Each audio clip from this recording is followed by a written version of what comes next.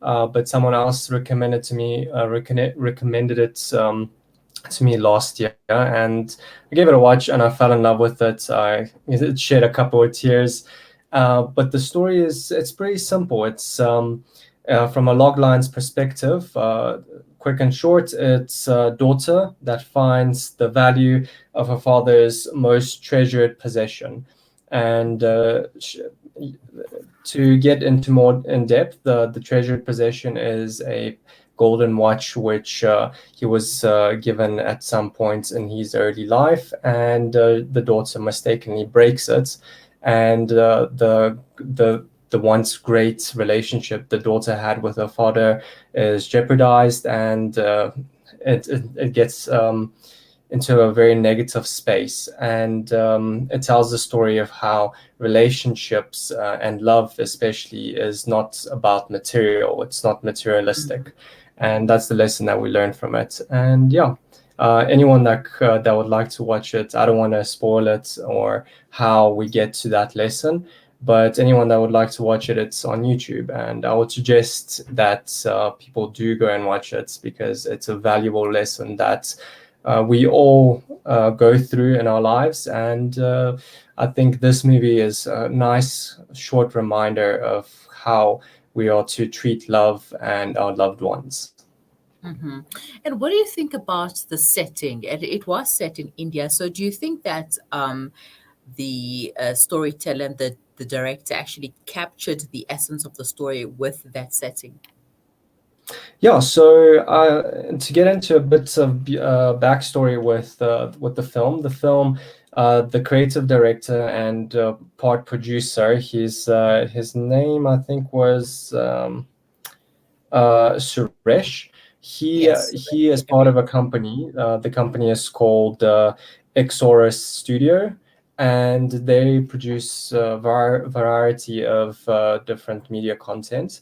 And this was one of their in-house projects, and they are located in India, in Mumbai. And he said that the inspiration behind the story is he was once on the streets of Mumbai, and he was one of the bypassers. He was just in the car, and there was this one young lady selling baskets that she had made, and he just shooed her. He just ignored her and completely neglected what she was doing, what she was trying to do. And after leaving her, he felt a sense of guilt, and that inspired him to make the story. So I think the studio captured the setting uh, remarkably well.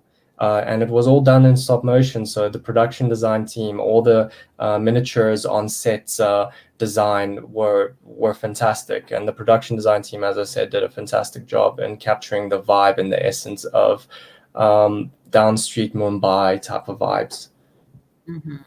And when you see it, you immediately pick up that this is India. So you're actually able to see it visually and get the idea of where it's set.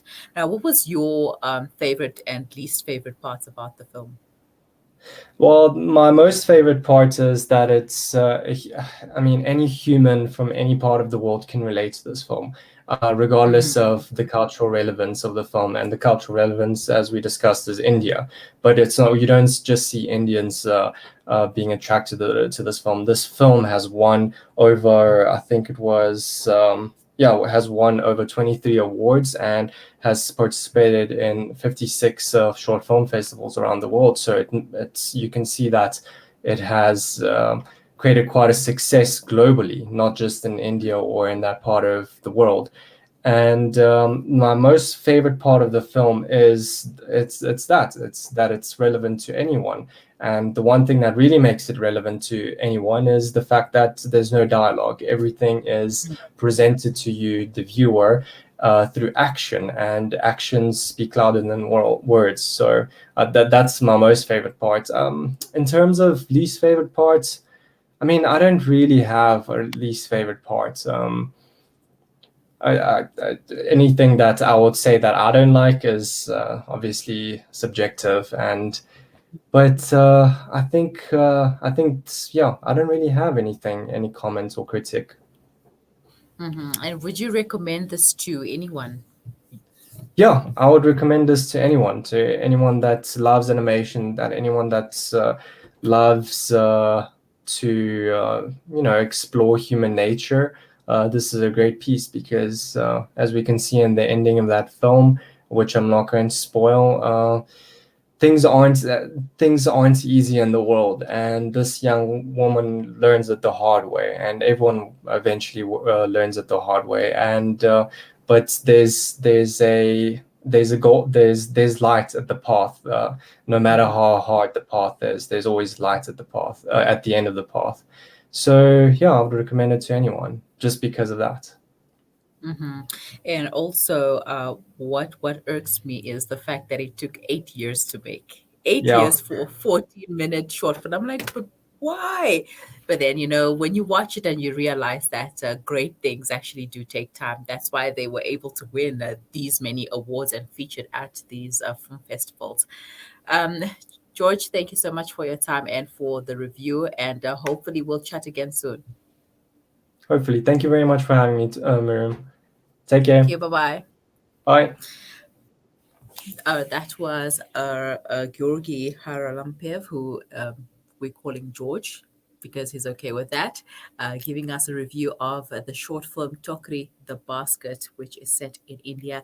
I'm not going to also spoil it for you, so go and YouTube it. It's available on YouTube for your viewing. It's only 14 minutes long, and it's just an animation motion picture, no words, but there are sounds, yeah, sounds of the streets. So it's basically it's just all actions and no words, because actions speak louder than words, and you'll be able to pick up on the message that the director Suresh Ariat is trying to capture in this film. And it has won over 23 awards, which makes it a really good short film to watch. Do stay with us. We will be right back after the break.